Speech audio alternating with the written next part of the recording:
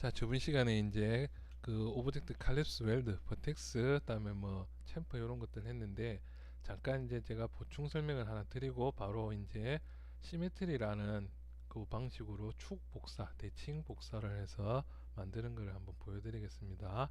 일단 실린더로 만들어서 저번에 웰드랑 칼립스 차이점을 먼저 설명을 드릴게요. 자, 웰드 같은 경우에는 버텍스 클릭해서 단축키는 컨트롤 쉬프트 W라고 합니다. 이렇게 타겟웰드, 그래서 이렇게 라인을 따라서 이렇게 붙여주면 된댔죠. 용접이라고 하시면 됩니다. 용접. 갖다가 붙는다. 한글 맥스 버전 까신 분들 용접이라고 나옵니다.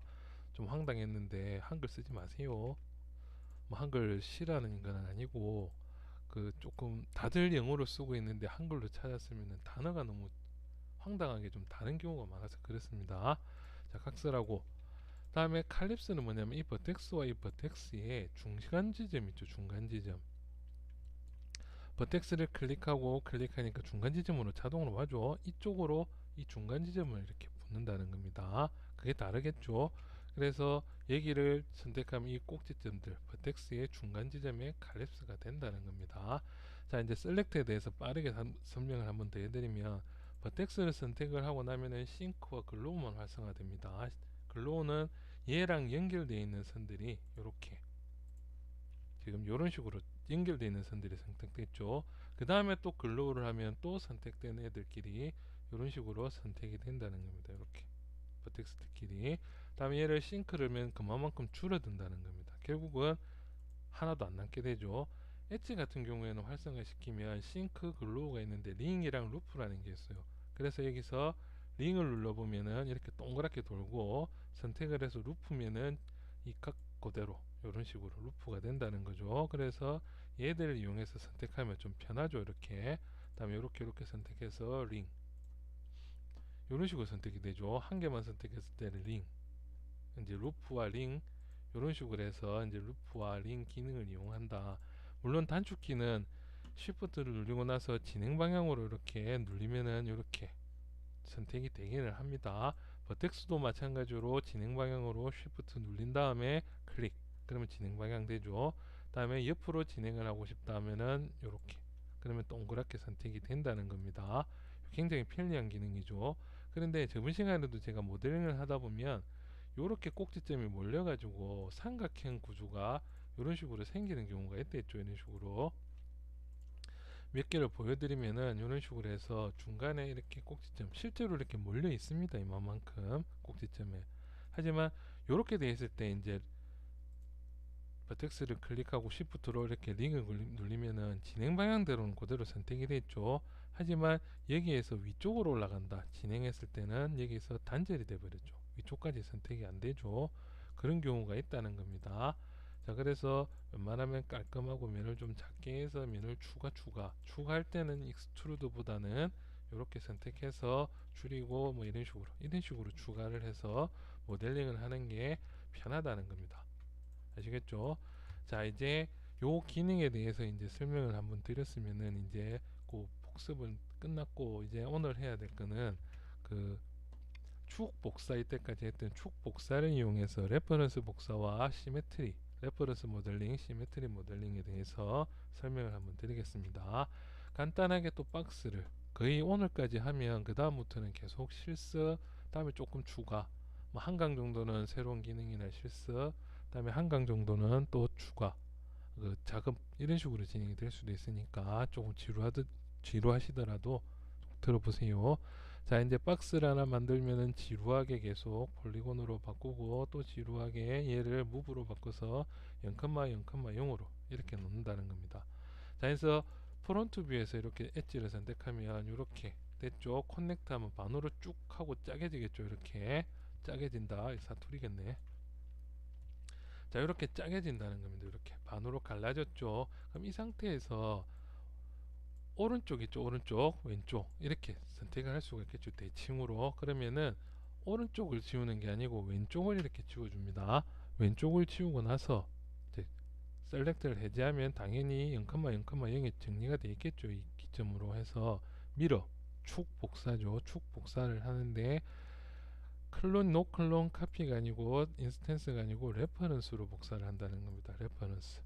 그래서 레퍼런스로 이렇게 복사를 해서 OK를 하면은, 자, 눈치 빠른 학생들 방금 뭔가 깜빡했죠. 원본을 선택하면 없는데 복사본은 뭔가 있죠. 얘가 레퍼런스 복사됐다는 걸 보여주기 위해서 이렇게 표현을 한 겁니다. 부모 자식이라고 생각하시면 이해가 좀 쉬울 겁니다. 자, 그래서 이게 무슨 의미냐면은, 이제 버텍스를 하나 이렇게 움직이게 되면 반대쪽으로 축 대칭 이동이 돼서 얘들이 대칭으로 움직일 수가 있다는 겁니다. 그렇죠? 그래서 이런 식으로 이제 모델링을 한다는 겁니다. 반씩 모델링을 할 때 이런 식으로. 그래서 뭔가 만들어낼 때 쓰는 레퍼런스 방식인데, 이 레퍼런스의 방식은 다 좋은데 장점은 뭐냐면은, 뭐 장점부터 설명드릴게요. Alt X를 누르면은 이렇게 투명값이 돼서 뒤쪽에 오브젝트 왼쪽 오른쪽 뭔가 똑같은 도면을 갖다 놓고 나서 한쪽은 투명하게 이런 식으로 보면서 작업을 할 수가 있다는 겁니다. 이런 식으로 뒤쪽이 보이죠? 실제로 나중에 작업할 거니까 이거는 그냥 잠깐 제가 설명만 드리고 넘어가는 겁니다. 안 따라 하셔도 됩니다. 이거는 그렇게 해서 이런 장점이 있고, 다음에 이제 오브젝트를 이렇게 만들어 놓고 나서 만약에 팔목보호구다 이런 것들 만들 때 이제 쓰는데, 그거는 곧 이제 이슈가 될 때 이제 그거 모델링 들어가면 그때 설명을 드릴게요. 단점을 먼저 설명드리면, 두 번째로 단점은 얘를 폴리곤으로 바꾸고 나면, 왜냐면 부모하고 자식 간에 오브젝트를 붙여주는 기능이 있는데, 박스를 하나 클릭해 보겠습니다. 박스를 하나 돼 있죠. 얘는 지금 아직까지 부모랑 자식 관계 연결이 돼 있죠. 그러면 부모에서 이제 어태치, 디태치를 설명드릴 건데, 에디트 지오메트리 명령을 했습니다. 버텍스에도 있고 얘들은 엣지에도 있고 뭐 다 있죠. 자, 그래서 아무거나 하나 활성하고 나서 어태치를 클릭해 주면, 자, 또 뭔가 선택하기 위한 이렇게 나왔죠. 그래서 얘를 클릭을 해 볼게요. 그러면 이렇게 복사가 이제 이렇게 두 개가 오브젝트가 붙어버렸다는 거죠. 하나의 오브젝트 처리가 됐다. 단축키 J를 눌러보시면 내가 선택한 것들 최외곽의 테두리를 이렇게 J키로 볼 수가 있습니다. 그래서 선택한 게 잘 보이죠.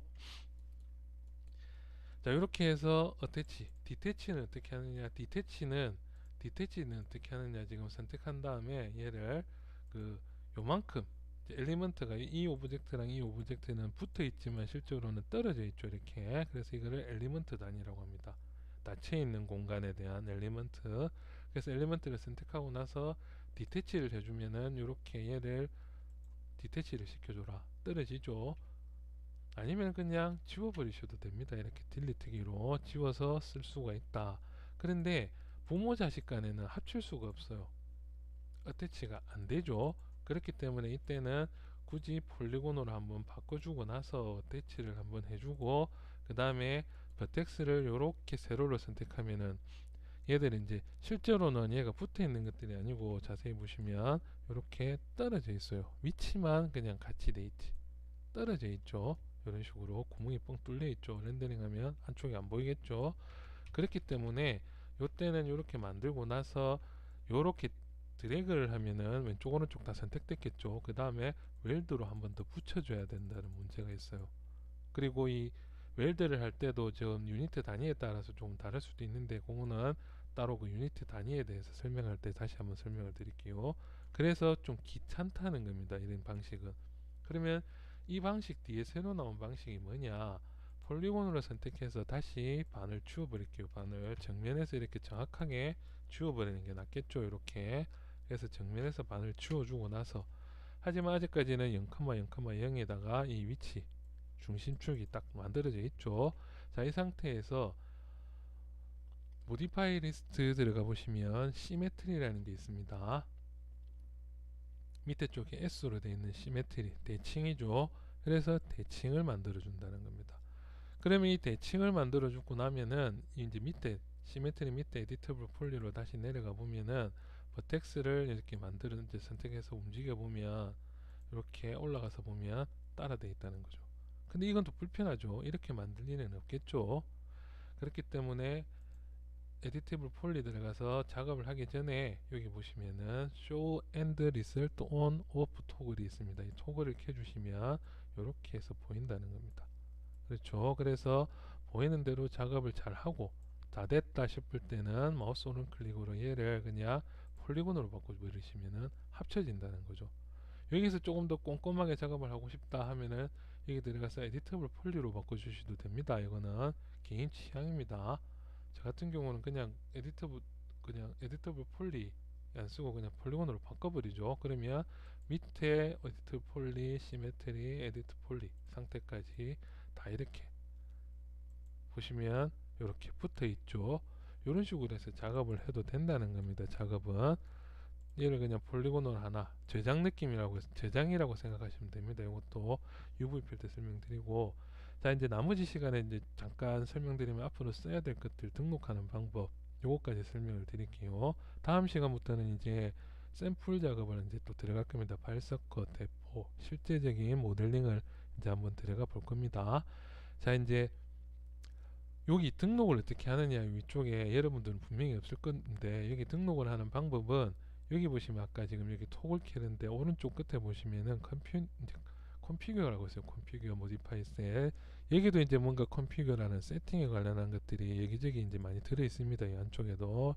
자, 그래서 요 UI에 대해서 내가 제어를 하고 싶다 그러면 눌러보시면 여기에 쇼 버튼이 있죠. 쇼 버튼. 그래서 이 쇼 버튼이 여러분들 안 켜져 있을 거예요. 이렇게 이 상태라는 거죠. 그래서 이 상태는 다시 쇼 버튼을 켜주시면 되는데 이 쇼 버튼에 등록이 아무것도 안 돼 있을 겁니다. 그래서 등록이 아무것도 안 돼 있을 때 등록을 하는 방법에 대해서 설명을 드리면 컨피규어 모디파이 세트 있죠. 들어가 보시면 얘들이 처음에 여러분들 뭐 8개가 돼 있을 수도 있고 이렇게 등록이 안 돼 있을 수도 있다는 겁니다. 이런 식으로 등록이 한 개도 안 돼 있을 수도 있다는 거죠. 그때 이제 여기서 등록을 드래그를 해서 이렇게 등록을 해준다는 겁니다. 드래그. 자, 일단 기본적으로 6개, 8개면 6개 정도 해놓고 하나하나 그냥 한 번 더 반복해서 제가 설명을 드릴 테니까 오늘 제일 필요한 시메트리, 다음 시간부터 시메트리 모델링을 할 거니까 이 시메트리 모델링을 선택을 어떻게 하느냐. 자, 이제 쭉 들어가 보시면 시메트리라고 여기 있죠. 밑에 중간 바 정도 내려가면 얘를 그냥 이런 식으로 쭉 끌어서 이렇게 넣어버리시면 등록이 된다는 겁니다. 등록이 됐죠. 이렇게 여기 한 번 더 등록하고 싶다 하면 이렇게 등록이 된다는 겁니다. 이런 식으로.